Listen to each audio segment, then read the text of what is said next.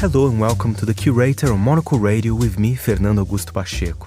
Over the next 60 minutes, we'll be bringing you some of the very best interviews and reports from the past week of coverage on Monocle Radio, with highlights from our studios here in Midori House and from around the world. This week, the photographer Lynsey Addario heads to conflict zones for a living. But what impact does that have on her home life here in London? The thing about war is that it's so unpredictable. So I always have various scenarios in my head of what might happen, and then I know I have to react to whatever happens. Plus, we'll hear from the Italian chef Giorgio Locatelli on opening a restaurant inside London's National Gallery. So the dinner Manus, which inspired that dinner, bits by bits, from the bread to the wine to actually chicken and all the ingredients, and they are on a painting were on the dishes that we did, and then finishing with the idea of this bloody dessert, with the beetroot, was incredible. All that and much, much more in the next hour, here on The Curator, with me, Fernando Augusto Pacheco. We begin this week's show with a look back to Monday's edition of The Briefing and to the world of a conflict photographer and what they can teach us about love. Lynsey Addario has covered some of the biggest conflicts of the 21st century and captured some of the most iconic war photographs in the process. But a new documentary looks at the journey between putting her life in danger in battlegrounds and the intimacy of family life in her London home. So it's been about 25 years that I've been covering war. And when I first started out, every time there was sort of incoming rounds, of course, I would forget to photograph. I was too busy sort of taking cover and then trying to get out and trying to flee. And by the time the full-scale invasion in Ukraine started, I also was a bit out of practice. That the opening scene in the film, it was like the first time I had been under fire in a few years. And you do kind of get out of practice, And so I look at that and I kind of laugh because I was running for cover. And it's not like the round landed on top of me. I mean, it was pretty close and had thrust our car forward and stuff. But, I have to remind myself that I am there to photograph. So once I can position myself in a place where I feel like I'm remotely safe, or at least I have some cover, then I have to get ready to take photos and get out there and show what's happening, because ultimately that's the whole reason why I'm there. Would you say then that you simply react, or do you also plan for your photos?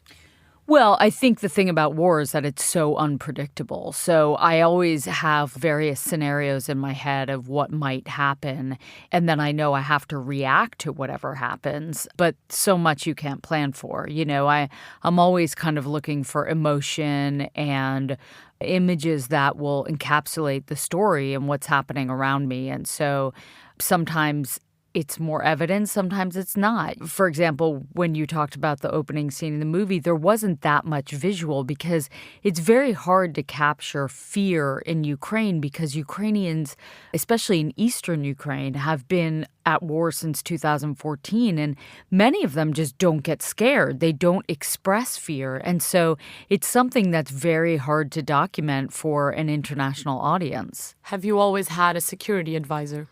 No, I mean, that is something that's relatively new. When I first started out in 2001 and 2000, I was kind of on my own, and I was working with journalists, and we would make decisions kind of as a team. And if I was shooting on my own, I would just confer with whoever I was with, whether that be local Afghans or Iraqis or whoever I was with. And I think, the security advisors, we started working with them in large part after I was kidnapped in Libya, and Anthony Shadid died in 2012 in Syria. Chris Hondros and Tim Hetherington were killed in 2011. So there was sort of a spate of not only deaths, but kidnappings that happened kind of around 2011-12. So the New York Times started having us work with security advisors. And sometimes the chemistry is a bit tough. And sometimes we, as journalists and especially photographers, feel inhibited by having someone tell us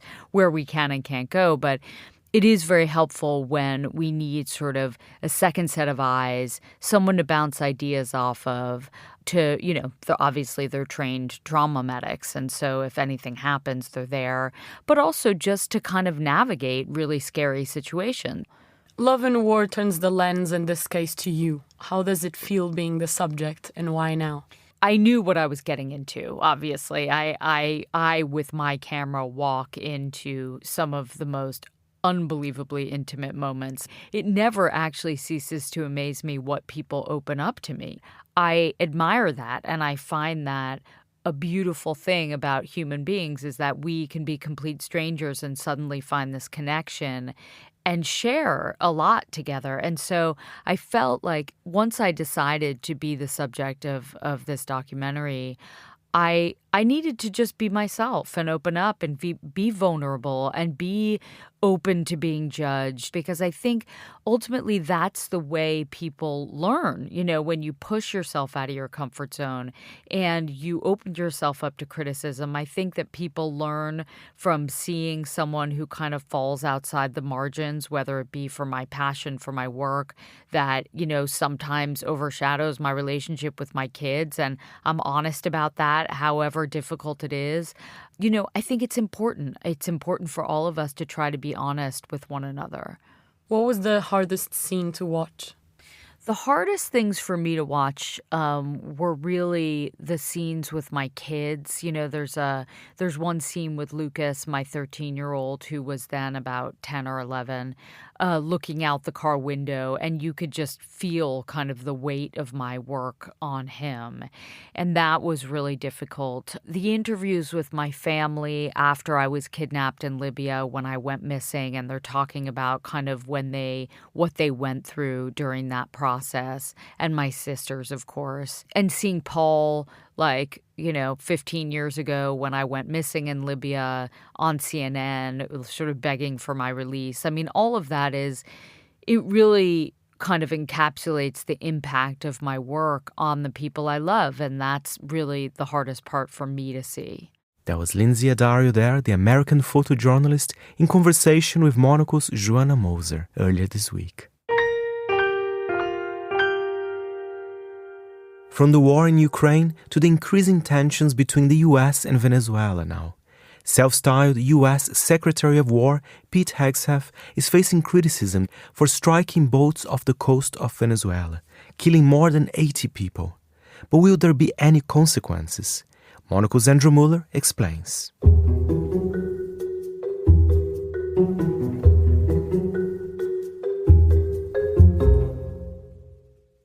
Please, if you would, open your copies of the Second Geneva Convention, or to acknowledge its full name, the Geneva Convention for the Amelioration of the Condition of Wounded, Sick and Shipwrecked Members of Armed Forces at Sea of August 12, 1949, and ratified, not unimportantly to what ensues, by the United States in 1955 and incorporated into US law via the War Crimes Act of 1996. Your attention is directed to Article 12 of Geneva II, which says this of the wounded, sick, and shipwrecked. Any attempts upon their lives or violence to their persons shall be strictly prohibited. Now turn to your copies of the U.S. Navy's Commander's Handbook on the Law of Naval Operations, specifically paragraph 8, section 2, subsection 3, which explains how U.S. Navy officers are supposed to apply this in practice. Combatants and unprivileged belligerents who are hors de combat are those who cannot, do not, or cease to participate in hostilities due to wounds, sickness, shipwreck, surrender, or capture. They may be detained, but they may not be intentionally or indiscriminately attacked. Intentional attack on a combatant who is known to be hors de combat constitutes a grave breach of the law of armed conflict. There is yards more of this kind of thing governing the behavior of American troops. Section 5.4.7 of the Department of Defense's Law of War Manual 4EG. It is also prohibited to conduct hostilities on the basis that there shall be no survivors, or to threaten the adversary with the denial of quarter. In early September, the United States embarked on a campaign of arbitrarily sinking what the administration of President Donald Trump has claimed are boats transporting drugs north from South America. At least 22 such actions have been conducted, at least 83 people are known to have been killed. No solid evidence has been furnished that any of these craft or anybody aboard was involved in drug trafficking, granted that there are obvious logistical challenges to recovering such exhibits from Davy Jones' locker, even if anybody wanted to. Some suggestions have been advanced that at least some of these craft and at least some of those aboard were absolutely not involved in drug trafficking. The family of Alejandro Carranza, believed lost in an American strike off the coast of Colombia in September, insist that he was a fisherman out looking for tuna and marlin. 2 survivors of one raid were rescued, as is proper, by the US Navy in October and, interestingly, repatriated to their native Ecuador and Colombia. Both were released without charge.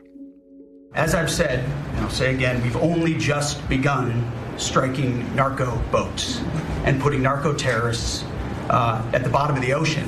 This campaign has been most enthusiastically touted by US Secretary of Defense and former co-host of Fox and Friends Weekend, Pete Hegseth, who styles himself Secretary of War but is not, until or unless Congress authorizes the change, though Hegseth has nevertheless spent considerable sums of taxpayers' money on the rebrand.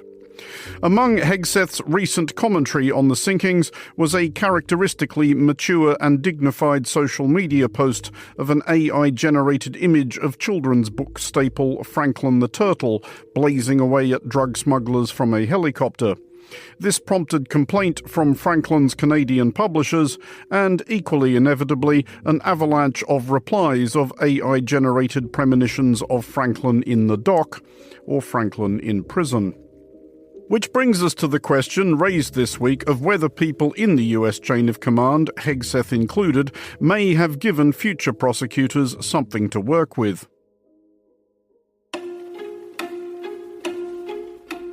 At specific issue is what has emerged about the very first action of the campaign against the alleged drugs boats, the sinking on September 2nd of a boat in international waters off the coast of Venezuela, which President Trump later claimed was operated by the Tren de Aragua cartel. 11 people were aboard. It is now known, however, that 2 survived the missile strike, which was carried out by the US Navy's SEAL Team 6, and that a follow-up order was given to hit the wreckage to which the pair were clinging.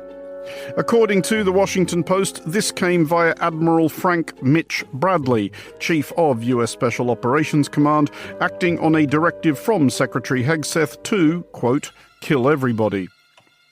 Hegseth denies everything, as Trump and his acolytes generally do, but one of his recent social media postings is notably carefully worded.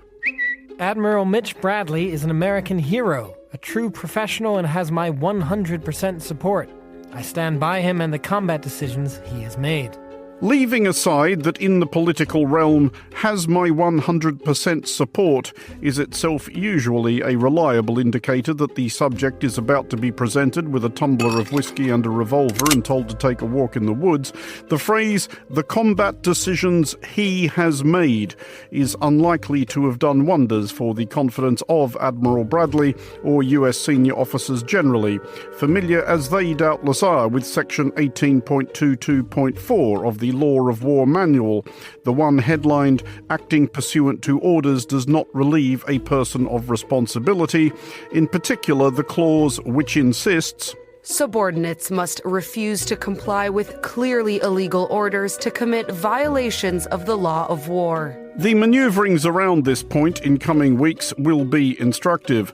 Those who serve Trump have become accustomed to assuming that the law does not apply to them, just as it has never effectively applied to their commander-in-chief. It may be dawning on some of them that there will be other presidents and other justice departments who won't see it like that. For Monocle Radio, I'm Andrew Miller. You are with The Curator, a weekly highlight show here on Monocle Radio, and I am Fernando Augusto Pacheco. Design Miami has been taking place this week, and Monocle's team has been on the ground for the duration. Here is Monocle's design editor, Nick Muniz, and Monocle's associate editor for design and fashion, Grace Charlton, talking through their impressions of one of the design world's seminal events. Grace and I are coming to you from South Beach in Miami. It is a glorious day here. Sun is out.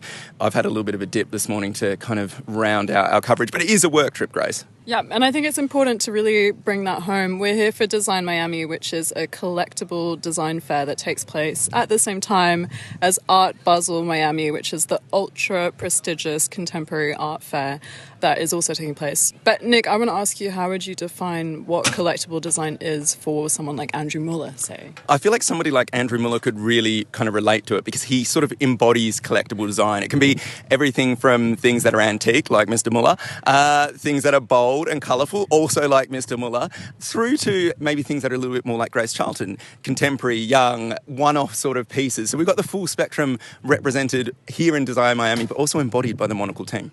And it's a fun fair. It's good for people watching, much like the design that Nick has just described. The people there are also very particular. The design is amazing. Nick, what would you buy from the fair if you could? What would I buy from the fair? I mean, I'd love to buy a dinner with a few people that attended just because I want to stick to that for a little moment because it is such a wonderful kind of bizarre crowd. You've kind of got everyone from like gallerists and designers, so like looking very smart in like technical suits and maybe some designers with some crazy colourful T-shirts on, through to a lot of figure-hugging dresses. I mean, you were talking about a lot of Botox being on show. Yeah, I went to Art Basel as well, and there was a woman who was wearing head-to-toe Chanel, and she decided to accessorize with a floaty around her neck as an accessory. And it was hot pink, obviously. So I think people come to see these works of art dressed like works of art. I think so. I feel like I could have used that floaty on that swim. I'm still recovering. I'm so puffed out. But equally, I mean, you kind of asked me what I would buy.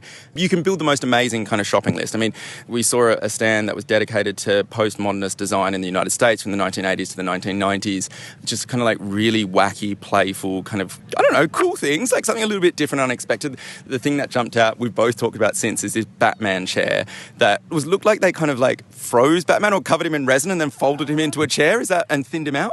I want to say it was an homage to Batman's Abs of Steel, you know. I was particularly taken by this sofa by the French designer Mathieu de Vanel, and it came with a pillow shaped like a little handbag that matched the sort of like chartreuse green upholstery of it. And that's where you can store those ugly remote controls that otherwise ruin the aesthetic of your impeccably curated living room. I also really liked the Fendi exhibition that was in partnership with this Argentinian designer called Connie Velez. And her stuff was just stunning. It was like brass, but then also this baby blue and banana yellow leather paneling on a room divider. It was just like modern day Marie Antoinette in Miami. I think as well, the other one that jumped out at me, I mean, you're going modern day Marie Antoinette. There's also just some of the most remarkable, simple, pared-back pieces on show. George Nakashima's work was presented by this Philadelphia-based Modern Gallery. I was obsessed with it. I went back and talked to the guy that runs it, Joshua, a couple of times. You know, this is an amazing designer who spawned a whole movement in the United States, the studio craft movement.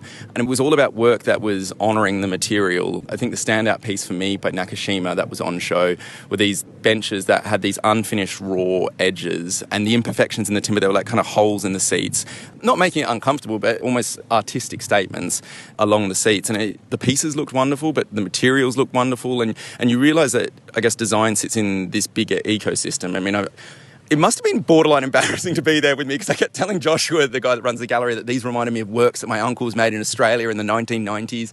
But it's showing the reach of design and why fairs like Design Miami matter. I mean, what for you, why is this a significant place to be? Yeah, it's a funny one because sometimes I feel a bit guilty that we cover design and, you know, fun things in fun places like Miami while people like Andrew Muller care about world politics. But I think there is something to be said about the joy that everyday settings can bring and the joy of interior decoration and self-expression through design. Nick, I want to ask you, what's the risk? What happens if the world just decides it's not worth our time to care about beautiful interiors? I think for me, it's like, why spend time in a space that doesn't lift your spirit? And I think that's the sort of discussions that take place this week. I think as well, it's probably worth talking about the fact that Design Miami is also sitting within this bigger ecosystem. I mean, you mentioned Art Basel there and the fact that it is this enormous, enormous art fair. Design Miami, by comparison is quite tiny. And I think what I would love to see is a shift and a growing appreciation for the importance of the work that is shown at the likes of Design Miami. I mean, have you observed in your coverage a kind of growth in interest in this movement? So much. Collectible design is on the rise. Salone del Mobile, the big Milan design fair that we cover a lot at Monocle, has just announced they're also going to have their own collectible design components. It's like the biggest conversation topic at the moment. So much to think about, much to look forward to. Keep an eye out for it. And I think as well, in Miami itself, there was also the announcement that they were going to expand their fair to Dubai. They've already got a presence in Paris. They've previously had one in Basel. Now they're bringing it to the Gulf states. And I think it's reflecting, this growing interest and this growing movement. I mean, I'll throw it back to you finally. If you could pick a few pieces for Andrew Miller's home, because let's be honest, I'm a little bit worried about the state of his place. I think there might be a bit of IKEA there and some one-off antiques from his travels through Southeast Asia in the 90s, I want to say. Andrew, I would deck your home out in some gorgeous, refined 1980s metal chairs from Galerie Signet in Paris. So I'll be thinking of you, Andrew, and we're sending hugs from Miami. A firm handshake from me, Andrew. I know you like to keep your distance. We look forward to seeing you next week. Our very own Nick Moniz and Grace Charlton there for Thursday's edition of the Monocle Daily. Staying in the world of design now for our next highlight. It's been a particularly busy week for the fashion industry, with the Fashion Awards taking place here in London. For this week's episode of Monocle on Fashion, the show's producer Lily Austin sat down with Kate Hawley, the costume designer of the much-celebrated film Frankenstein. Kate received the first ever Costume Designer Award at this year's event and joined Lily to discuss the film and the honor of receiving the award. In terms of Frankenstein, I was very familiar with the novel and revisited that when Guillermo told me we were making his version of it. And then, really my main inspiration in the start of everything always comes from the script and your director's vision, and all the themes of nature and theology and, the mythologies and that are all there in the script that he's built, and all the imagery is sort of sitting there, and it was a matter of sort of pulling it out and sort of, working with all the other departments and then sort of building on that language and finding and discovering ways to interpret it. And so, nature and religion, there's certain shapes and imagery that were echoed in the set, and Guillermo asked me to reflect the set. He always talks about the costume as the architecture is the lighting. So we all work very closely as departments. But within that and within my department, we're, working out the language of fabrics and what it means. And it was a big part of the script really for me was about the tone and mood, and I'd say the same about the novel, that there was this wonderful sense of melancholy and sort of dreamlike tone, and I think that was the leading quality that then informed how we resolved all those other images in the form of textiles or silhouette and detailing. Really, it all came from that, trying to find a mood and a tone. So it was about, sort of the dream of it really, and on this sort of operatic scale that he was, building. He talks about his banquet table, and it's a bloody big one. We're all invited as different departments to sit at this table. So it's a rich meal to get through. Absolutely. I really was struck in this film in particular. I mean, his films are always very cohesive, but in this one in particular, I thought, wow, the costumes, the set, everything really works together. So I wasn't surprised when I read that you're also a set designer. I can imagine that must help in kind of making that cohesive look and feel of the film. Yeah, I think so, because you're always dealing with character within a landscape, whether it's whatever that landscape is, artificial or real, so it's the world that you're building in the tones. And so, I work very closely with Tamara. I also studied, I did a bit of scenic painting at English National Opera. I did all the night shifts, so I learned a bit, about colour. And so all of those things have informed how I work with Guillermo and through Dan Louston, the lighting designer and cinematographer, as well as Tamara. And so we're always echoing each other's work. We're sort of painting across between our different departments in a way. And Guillermo is such a, it's such a big vision he has for this world. So I kind of liken it to all sort of, really we're different elements of his orchestra, we're different sections of his orchestra. So we're all, at times we will come together and work towards one image, and at other times, he's elevating different parts of the different departments to tell the story. So it works because we're collaborating. There's no room to be an island, and he makes himself so totally available, and then we do the same with each other. and always being informed what the other is doing, You mentioned colour, and I was really struck by the use of colour in the film. I think I audibly gasped when I saw the young Frankenstein's mother in that amazing red outfit with the red veil on her face. It was just so striking. Clearly this is a period piece and there was period dress, but this kind of thing to me felt quite modern. Were you consciously kind of trying to achieve that kind of blend of the two?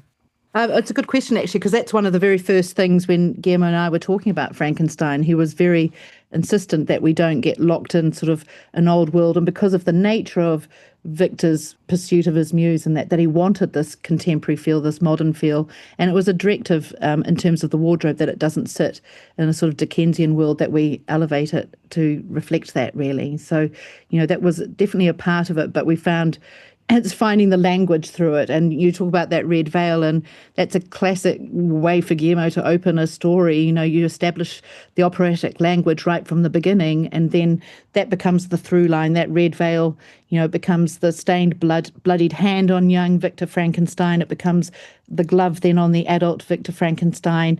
The effigy in the coffin is repeated in Elizabeth's work. So you have a through line that Guillermo's establishing with the colour red, and then all these other colours with the different characters and that come off that, that sort of, but we go in a circle with that story of the red, and we end, of course, with Elizabeth, spoilers here, bleeding out through the bridal dress. Mm-hmm. And you also collaborated with Tiffany's for the film. Will you tell us a bit about that? Oh, that was kind of a wonderful moment. It was one of those classic sort of throwaway sentences at the beginning. It had never been in my sort of dream that would even be possible. But I remember sort of throwing down some stuff at some point and go, oh, we need some jewellery. And then sort of, it's always, how do you do this? And whatever budget you have, there's limitations, and how do we solve it? And Steve Newman, who was there from Netflix, actually opened the door and introduced us to Catherine, who works with Tiffany's a lot, Catherine Van der Veen.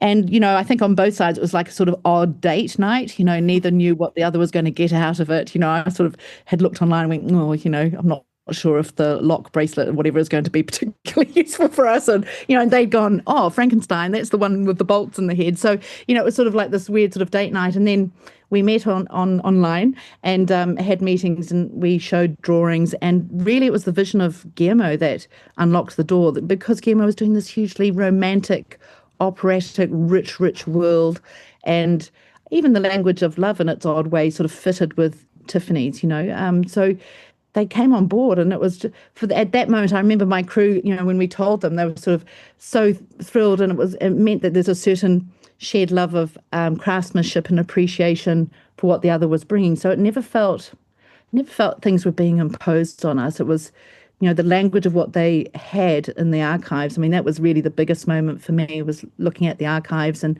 seeing all the things that I was not familiar with, the art glass and the jewellery and the nature and the forms of those scarab necklaces and that. And it fitted Guillermo's language so perfectly and supported the story and the character of Elizabeth so perfectly. Sometimes things just open the door and they keep presenting more and more wonderful possibilities. And it was like that. It was just another wonderful, they brought their certain element of magic fairy dust to the project, and, it supported everything that Guillermo was trying to do. So it was a really wonderful, wonderful experience. And just finally, tonight you will be attending the Fashion Awards and receiving the first ever...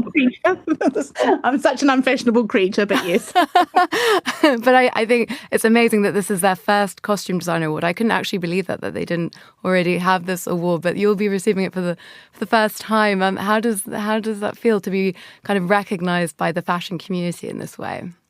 Oh, it's quite overwhelming in the loveliest way possible. But also, I sit back and I look at all the partnerships of the past, and I will mention Milena Canonero and what she did through Barry Lyndon and Clockwork Orange, and the partnerships with Stanley Kubrick, and your own Sandy Powell, who all of so many wonderful designers, Piero Tosi, so many designers who've had that impact over the years. And I would never put myself in that place, but it is a wonderful thing to see the craft celebrated.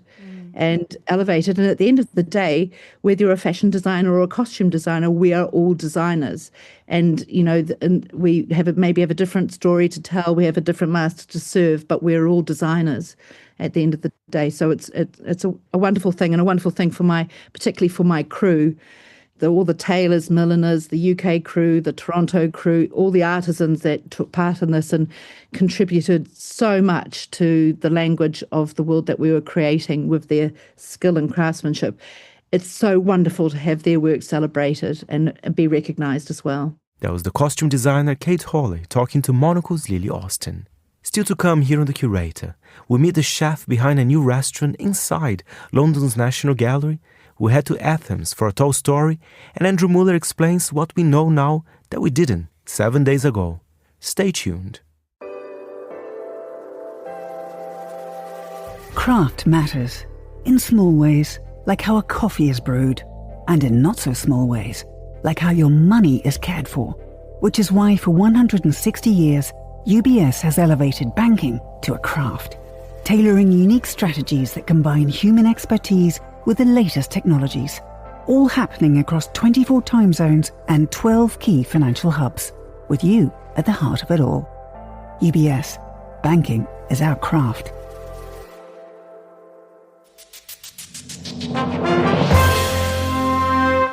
You are with The Curator, our weekly highlight show here on Monocle Radio, and I am Fernando Augusto Pacheco. The Italian chef Giorgio Locatelli has opened a new restaurant, Locatelli, inside London's National Gallery. I had the honor of speaking with the chef during a recent visit to Midori House. One of the greatest advantages of being part of the team of the National Gallery is then you get in half an hour before everybody. So the gallery is open at 10, and you at 9:15, you can walk in the gallery.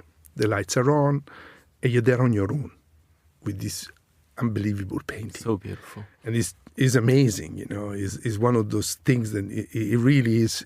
When the paintings are beautiful already when there is people. But when you're there on your own, somehow they get this magical sort of, almost they talk to you.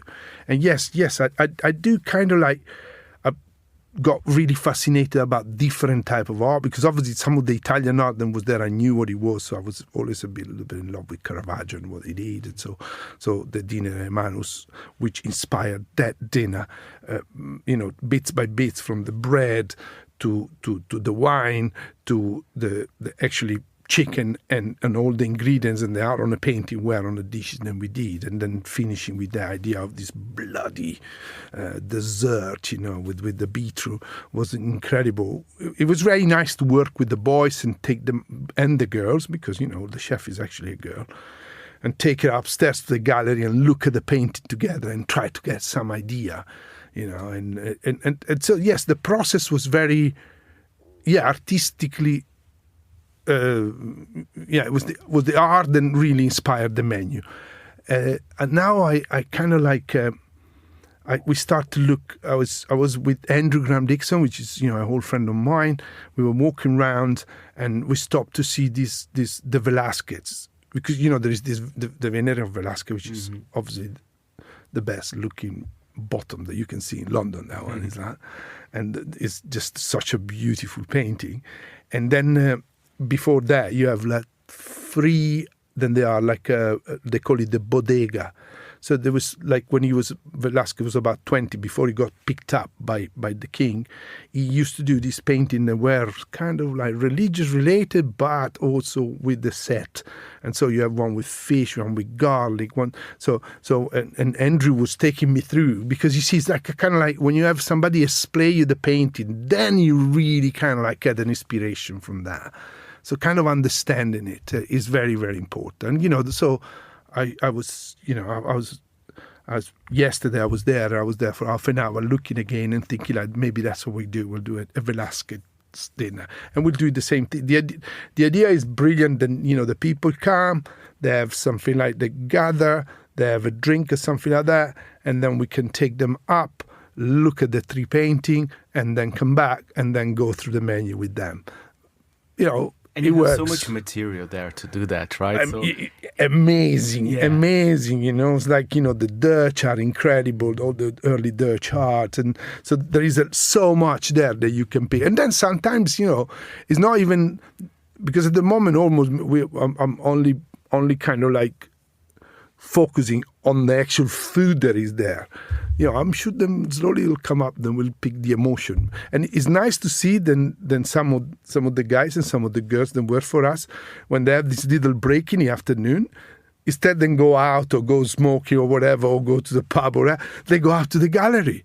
And so you think like, wow, we started maybe something really nice in this, it's working.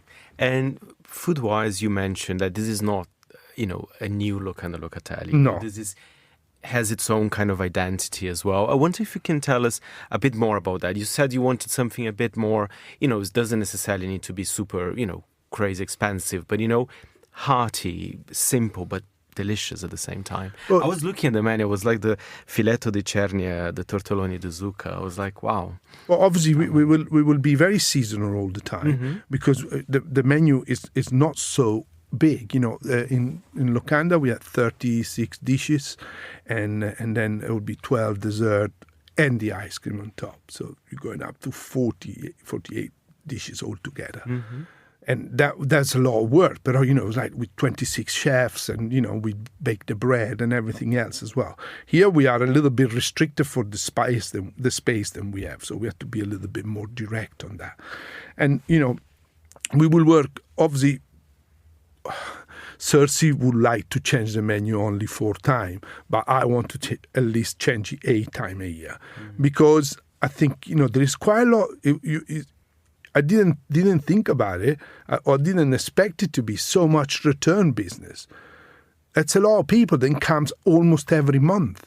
And so now then they are 6 months also then we are open. We kind of like see the frequency of these people. Then they coming in. Some people come twice a month. And these are the people then really is a leisure.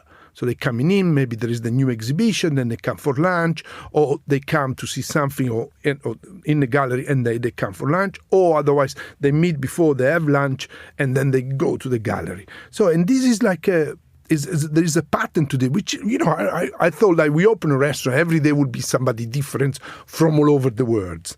But the booking is going well, and, we kind of like holding it down to 30-40%, and we allow 60% of the restaurant to be ready for the walk-in, because I think this is a very important thing, and it doesn't have to feel like I like this natural idea, like in Italy you don't book.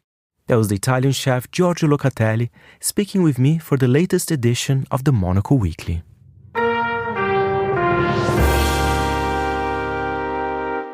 Next we head to Greece. Emblematic of the country's capital city, Athens is dotted with hundreds of covered walkways which offer respite from the city's seemingly endless hot summer days. The porticos offer a place for locals to socialize and flash back to a vibrant past while housing today's more modern amenities. For this week's episode of Tall Stories, Paolo Gothatis strolls Athens' iconic stoas.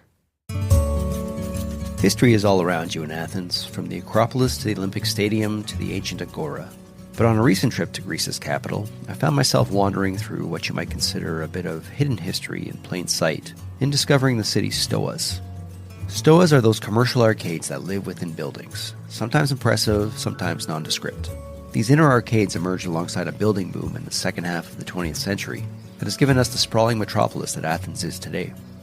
Stoas began to emerge here in the 19th century, settling within the bowels of buildings to provide those living or working within these same confines a commercial artery for shops, markets, and socializing. To this day, they provide a quick escape from the blistering summer heat. Athens was in the midst of a summer heat wave when I arrived, and stepping foot inside their marble-dotted halls certainly helped provide some refuge to the blow-dryer-like heat circulating through the city on this July day. Initially lively, stoas fell out of favor and disrepair from the 1980s, and the financial crisis 15 years ago did not help much either, as more of them fell out of sight and out of mind. Today, however, some of those central arteries have made a comeback, with cheaper rents allowing small artisans and upstart businesses to get a retail foothold in the heart of the city. I enlisted the guidance of a local expert to help me better navigate them. I am Anastasia Papa. I'm a publisher. I make books and magazines about the sense of place, about different cities. And we're here today because I've made a book 10 years ago about the passageways of Athens. It's all about this city within a city, which is actually disappearing now and has a very genuine image. So you can find them anywhere, but specifically after the 50s, when you have these multi-story buildings that they have offices, we call them megara, the halls, you should create this kind of passageway at the sidewalk. So it's a weird use of private and public space in the same sidewalk.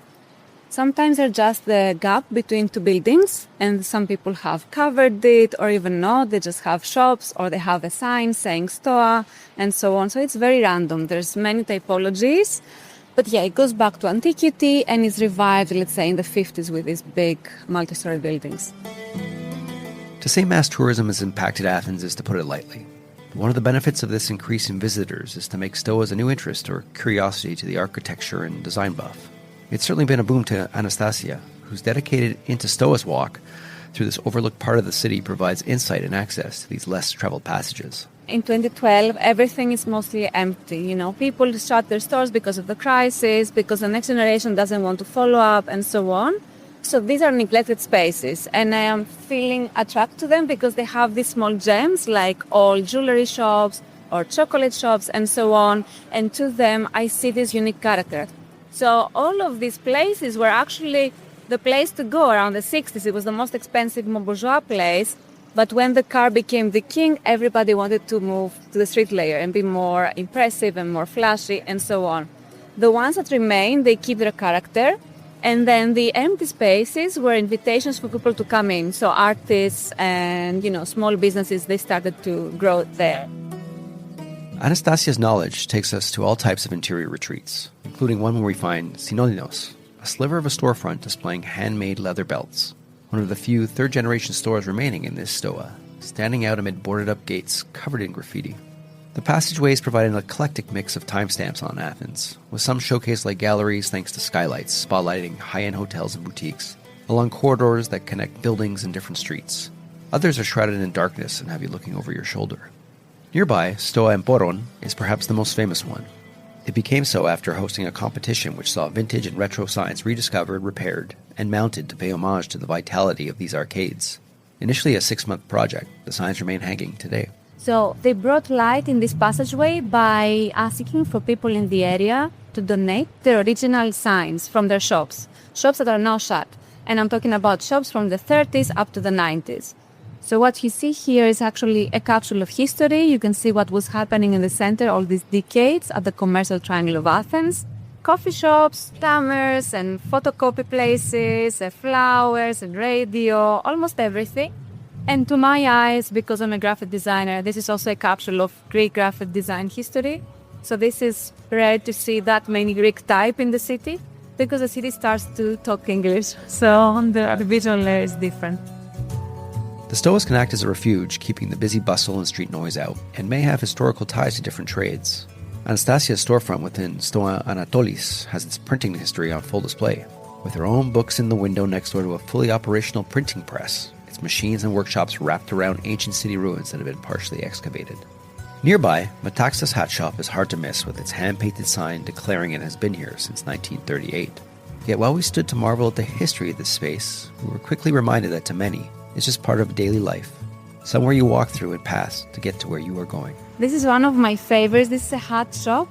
You see the old sign and the new signs here. So I've seen that quite a few times, having, the new generation wanting to redefine and having a new sign and so on. He's excited with the beer place that opened at the corner. So it's a tiny passageway, all about lawyers and typesetting and so on. Detectives also. It had, the old professions. But now it's empty, just the beer place at the corner. So now, things revive at the street layer first, and the rest, you never know what happens. Paul Logothetis with that report for this week's edition of Tall Stories. And finally on today's show, what better way to wrap the week there was than by handing over to Monocle's Andrew Muller for the latest installment of What We Learned. Here is Andrew. Have you ever tried this one? We learned this week that we are living in a veritable gilded epoch of those incidents when some or other authority figure attempts to co-opt popular culture in the service of a broadly authoritarian agenda, then gets roundly yelled at by the creator of the culture in question. And those are always outstanding fun, as all right-thinking people agree. We learned that the custodians of the social media accounts of what remains of the White House had thought it would be amusing to soundtrack a gloating clip of arrests by US Immigration and Customs Enforcement, or ICE, with the hit song Juno by popular warbler Sabrina Carpenter. A selection possibly made because the song's lyrics reference handcuffs, although, so far as we understand it, in a context other than the detention of suspected illegal immigrants, or indeed of US citizens and green card holders who looked a bit foreign to otherwise unemployable men who enjoy dressing up as soldiers. Anyway, we learned that Carpenter was unamused, inveighing on social media as follows, as will now be read by Monocle's celebrity disgruntlement desk chief, Anita Riota. This video is evil and disgusting. Do not ever involve me or my music to benefit your inhumane agenda. And we learned that broadly similar grievances had been vented on behalf of a turtle, specifically this turtle. Hey, it's Franklin.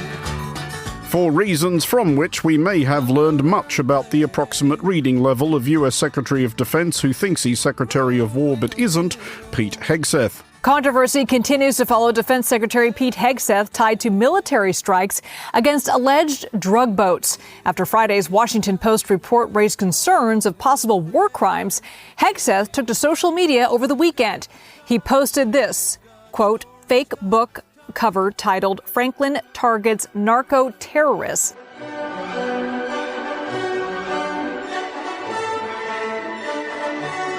Yes, we learned that Hegseth had commanded his preferred AI slop generator to rattle up a bogus book cover depicting children's cartoon character Franklin the Turtle unloading a rocket-propelled grenade at drug runners from the door of a helicopter. And we learned in few uncertain terms from Franklin's copyright holders that they did not envisage any such addition to the series, which mostly includes more wholesome titles such as Franklin Has a Sleepover, Franklin Goes to School, Franklin's Class Trip, and the Franklin Chainsaw Massacre. All right, we might have made up one of those. Now, the Canada-based publisher behind these books was not happy. On Monday, Kids Can Press posted this statement, writing, quote, Franklin the Turtle is a beloved Canadian icon who has inspired generations of children and stands for kindness, empathy, and inclusivity, and strongly condemning, quote, violent or unauthorized use of Franklin's name or image, which directly contradicts these values. We learned anyway, and once again, how far the United States has travelled down whichever road it is presently on, mostly by measuring the distance between the current US Secretary of Defense picking fights with a series of children's books and, say, such hypothetical historical comparisons as Robert McNamara feuding with Paddington Bear or Edwin Stanton challenging Louisa May Alcott to a duel. Ow! Something something turtle, something something America, something something shell of its former self. We assumed you'd seen the payoff coming, so didn't think it was worth spending too much time on the build-up. Hope that's okay. Appreciate your understanding. We did learn, however, that the present US administration's attitude towards Latin American drug runners is perhaps more nuanced than the jut-jawed table banging of Pete Hegseth might lead one to believe, as we learned more about the parameters of President Donald Trump's mercy. Tonight, the former president of Honduras, serving time in a U.S. prison, walking free after a pardon from President Donald Trump over the weekend. Juan Orlando Hernandez was serving a 45-year federal prison sentence after being convicted on drugs and weapons smuggling charges just last year. Or did we? Can you explain more about why you would pardon a notorious drug trafficker Well, I don't know who you're talking about. Our sympathies at this difficult time to whichever Hernandez or Hernandezes were supposed to have been pardoned, and it is, of course, a total mystery why Donald Trump, of all people, should have become preoccupied with the plight of a bellicose conservative nationalist with a recurring habit of disputing election results, an inner circle of obvious crooks and dingbats, a long career of dodgy dealing with dubious characters, and a well-chronicled history of looting the public purse, being imprisoned after serving 2 terms as his country's president. But returning to the subject of news stories likely to queue up a somewhat laboured introduction to an underwhelming punchline, and will be needing to wake the house accordionist, could someone please give Marcel a kick? Laisse-moi tranquille. We learned that aggrieved French folk appeared weirdly intent on making a live-action pancake. I can't wait to see where this goes. Okay. Tell me more. Let's see where this goes. We learned that Jordan Bardella, leader of the National Rally Party, having barely dusted off the flour thrown at him while visiting an agricultural fair in Vesoul, had been hit on the head with an egg in Moissac. Casse-toi. Absolutely killing it with the sound effects this week. We learned that French Plod had, yes, cracked the case, whisked a suspect into custody and so forth, almost as if they had decided that flour was one thing, but an egg... Oh, no. That's an oaf. Boo. For Monocle Radio, I'm Andrew Muller. Well, that's all we've got time for this week's edition of The Curator. The show is produced by Sam Impey and presented by me, Fernando Augusto Pacheco. Join us again next week to hear some of the very best of the programs here on Monocle Radio. Thanks for listening.